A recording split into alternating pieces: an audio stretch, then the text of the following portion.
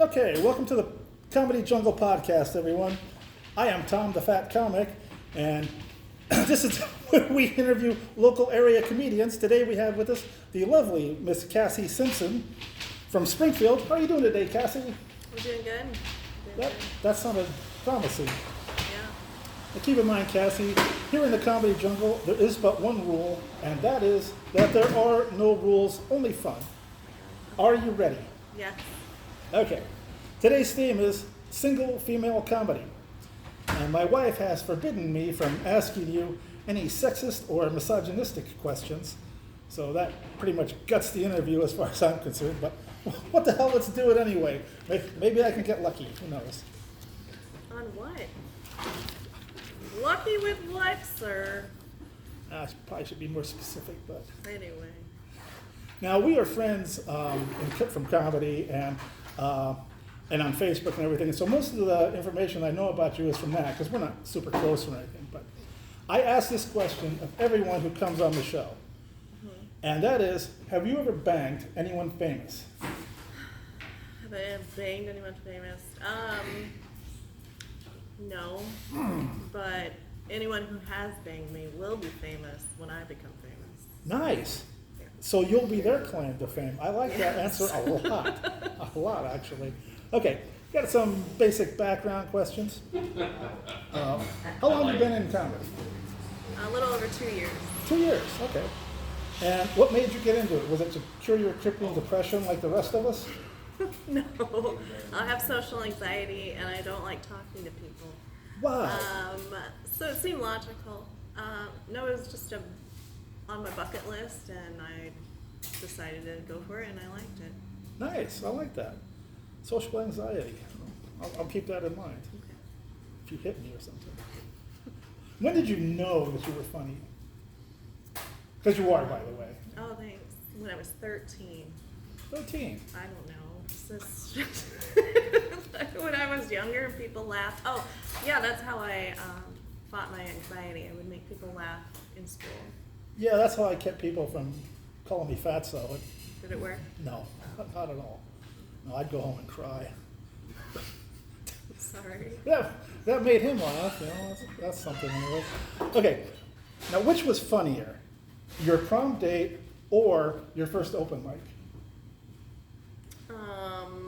My first open mic. Okay, your prom date was not funny? No, it wasn't funny. He was nice. I asked him out. And I think he's in a band, actually. He's played with Thomas Ian something, the guy from Rookie of the Year. And you said you never slept with anyone famous? I never slept with him. Oh well, you know, my prom date, she's got a story, because this is her story. Not so good for her. Nice. All right, tell us about your first open mic. How did that go? It was at Buzz Bombs. And up the stairway of death. Yes. I hate that place. Yeah. It was scary but fun. I had everything prepared because I thought you were supposed to memorize all your material. So it looked like I knew what I was doing. And my friend actually forgot to record my very first open mic. But it was fun. People said I was funny. Well, that's the important thing. Most important thing is what you think of it. If you thought it was good, then that's all that really counts. What type of comedy do you like best? The clean, dirty stories about things that happen? I guess stories, because I don't really make up jokes. I just you're talk a about story stuff. comedian. Yeah, and I toe the line. Like I don't ever really say too much dirty stuff. It's more innuendos. Yeah. I hate innuendos. I like getting hit over the head with a penis. Yeah. Yeah, don't we? I've been hit over the head by those a few times. Let me tell you. All right. We have actually come to my favorite part of the podcast, and that is the Tommy's Feud question section. And just like in Family Feud, yes, you'll have 30 seconds to answer. Oh, yes. Give me the number one answer. And these are not made up. See, I have actual questions and actual answers with points. When I finish the first question, you'll have 30 seconds.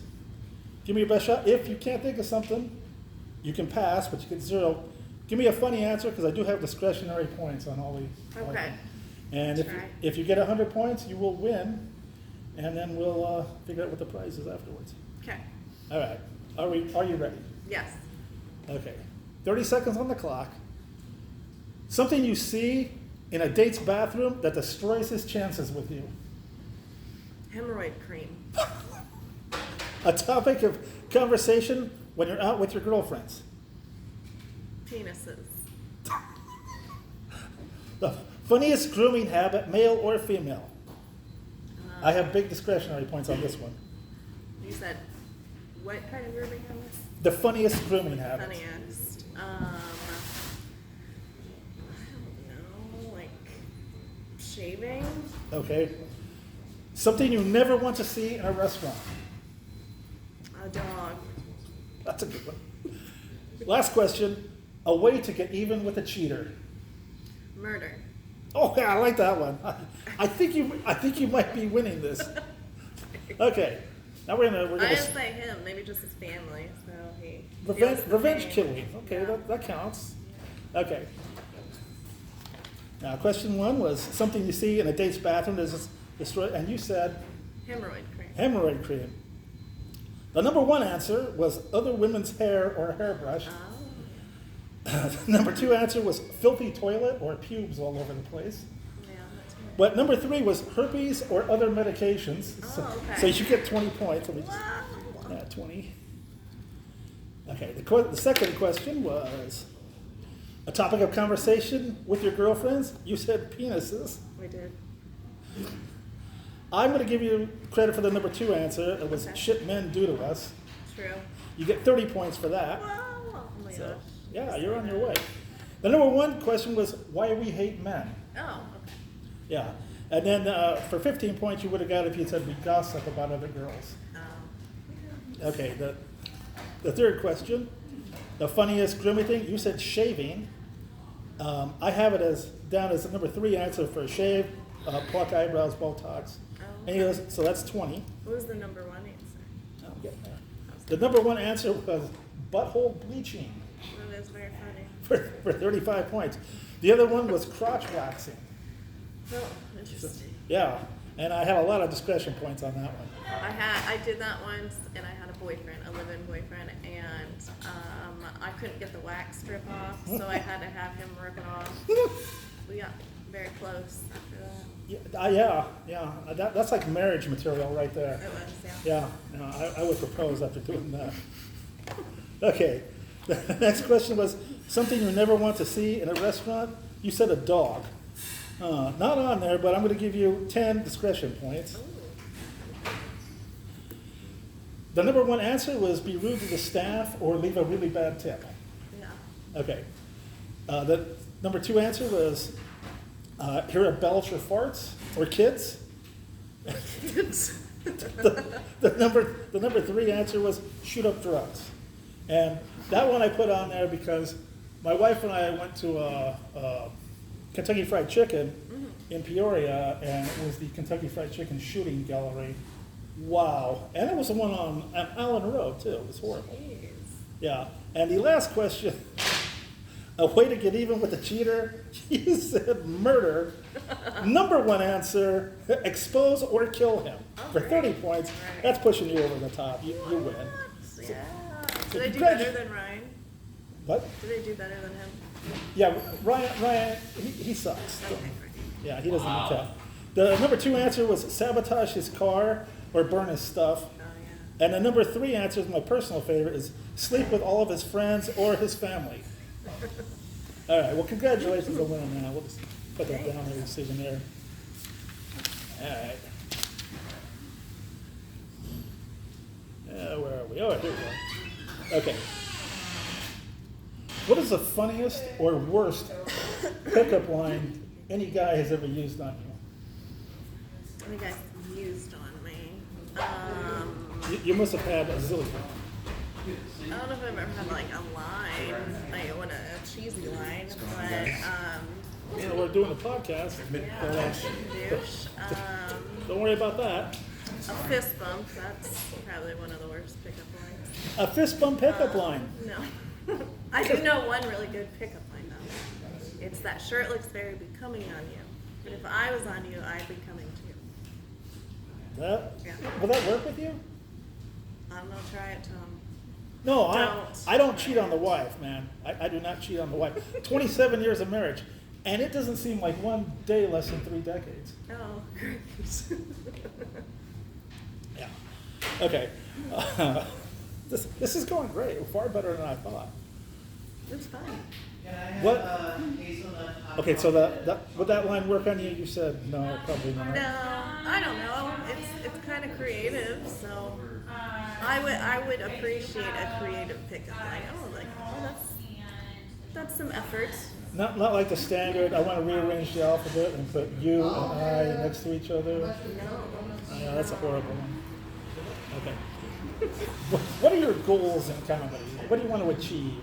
I don't know. I'm just kind of going with the flow and seeing what's happening. I did want to do a show in St. Louis, and I've done 2 so far. I wanted to start an open mic in a non-bar environment since I'm in recovery. I've done that. So I don't know. I'm not sure. Just I get it. joy is what. As long as it's joyful and not causing distress. That is exactly how I feel. Because I love doing open mics. I do weekend stuff when I get asked, but I'm not going to campaign to do shows or things like that. I just love it. And this podcast is another thing that I've come up with. That you would not believe how much work I had to put. Look at this, 3 pages of notes. This is not easy. And what's hard to learn about this is letting the other person talk. And I've actually talked too much this whole time. Do you got anything upcoming that? I have a Yellow & Co. show coming up, I think in a couple of weeks. I like that place. Yeah, it's a good place. I can't remember the headliner, but I always have a good time there. It's a great venue. Yeah. Now, is there anything you'd like to plug? Like maybe a butt plug or anything like that? No. No, not everyone. Ah, shit. Although, funny story, do you want to hear a funny story? That's what I live. Okay, so my daughter and I went to this dark arts expo, so just like creepy artwork. I'd fit in. There was even like the bust of a deer, but they had cut it out and made a little village in there, stuff like that. All right? Okay. And there were some clip-on foxtails, which I was like, that's for furries. But she really wanted one because she thinks it makes her a cat. Anyway, the vendor just whispered to me, he's like, we also have them in butt plug version for the adults. And I said, no, thank you. No. Yeah. How does it, man, is the whole thing furry or just this part? I don't know. Yeah, I don't want to didn't know. wanna know. I don't want to know. What is it, man? I'm 61, and the young generation with their ass eating and butt plug fixation just is worrisome. It is worrisome, yeah. Very worrisome. Okay, what is your biggest thrill you've had in comedy? Oh gosh, biggest thrill. I don't know, Tom. Okay, what's the biggest crowd you've been performing in front of? About 300. 300. That's twice my largest crowd Yeah, I've been. with Edgar Sandoval, he asked me to do not Kiwanis. Yeah, the Kiwanis crowd. Yeah. Yeah, I my did friend that. Dan Ibrahim, I think, was up on that. Yeah. In fact, Edgar Sandoval is sitting right over there watching us. Yeah. He's going to be on this podcast soon, too. But he doesn't know it yet. Biggest thrill, I don't know, just getting done with a set. You have all that adrenaline anyway. Especially when it's good, and you walk off, and You're like, I didn't even mean for that part to be funny, but they really liked it. So yeah. Is it strange to you when you say something just totally dumb and the crowd explodes in laughter, Yes. and you're like, Yeah, like that. Okay. yeah, all the time. And then all the stuff I'm certain is going to get a great laugh, and then it's crickets, and you're like, Yeah. what's wrong with you people? Do you not know comedy? But maybe it's because it's more natural and it's not practiced. Yeah, That people find it funny. I think that's exactly right. There's a big thing to be said about that. But you ever been embarrassed? In general or in comedy? In comedy. Well, yeah, either answer will work, you know. Well, that Kiwanis show, my mic kept going out. So I just had to yell my set for most of the time. And then the host came on, the mic worked fine for him, but it didn't work for the next comedian, so I was like, okay. But it was kind of embarrassing. But Okay. I felt like I accomplished that, even though it was an embarrassment. Still went through with it.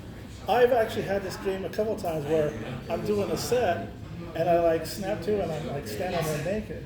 It's like being back in school. It's the absolute worst. Where you just like, you're like, oh my god, I'm talking in front of all these people. I'm like, nobody cares, but I'm naked and I'm like, they should be caring because this is something to see. You know, let me tell you.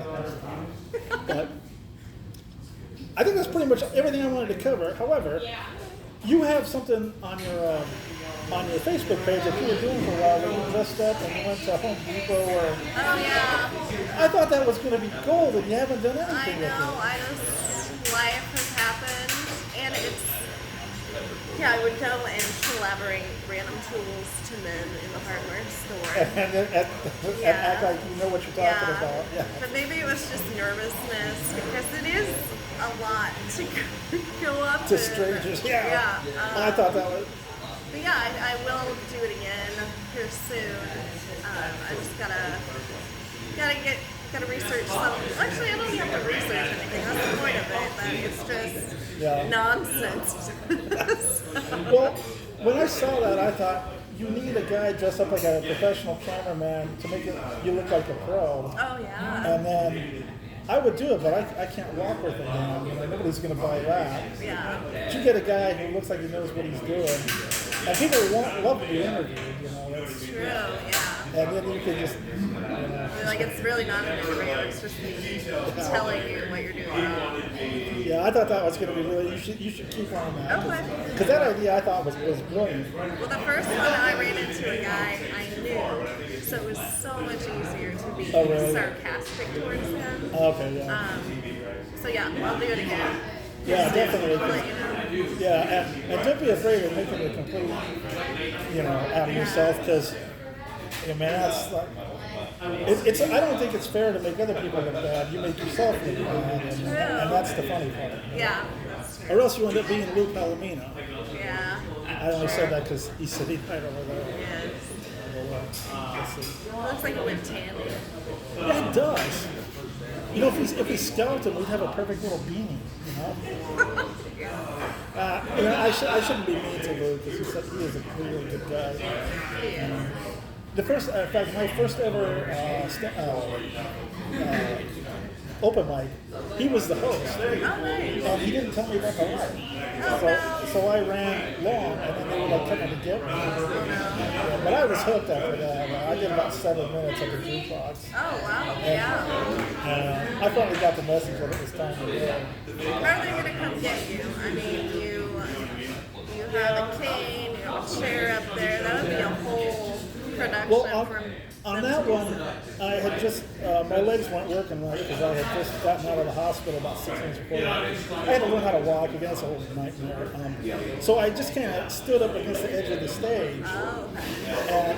And the light was actually behind me, so even if I knew about it, I wouldn't have been able to see it. Yeah. So it was a fun night. You're like, haha, my legs don't even work. You can't move me.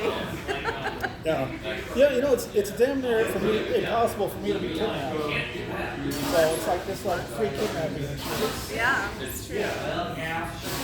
One of the fat guys supercars we have. Anything else you want to add? Because this has been a lot of fun.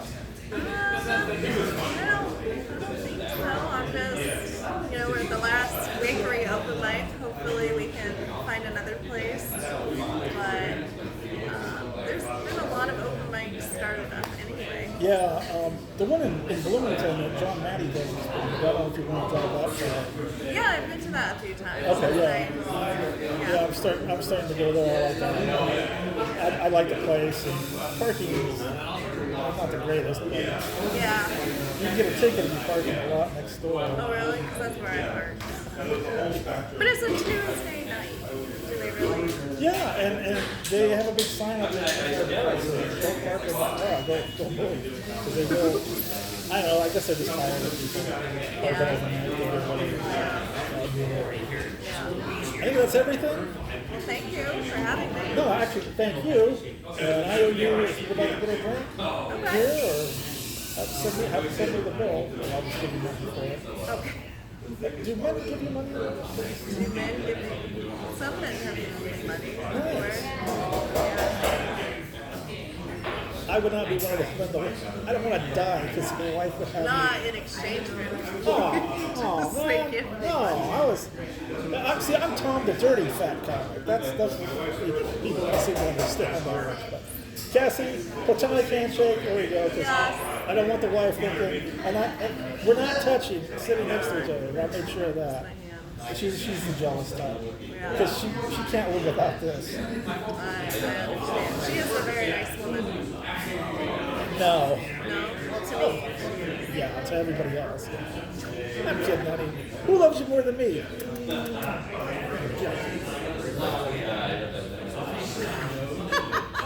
All right. Thank you so much, Cassie. It's been awesome. Bye-bye.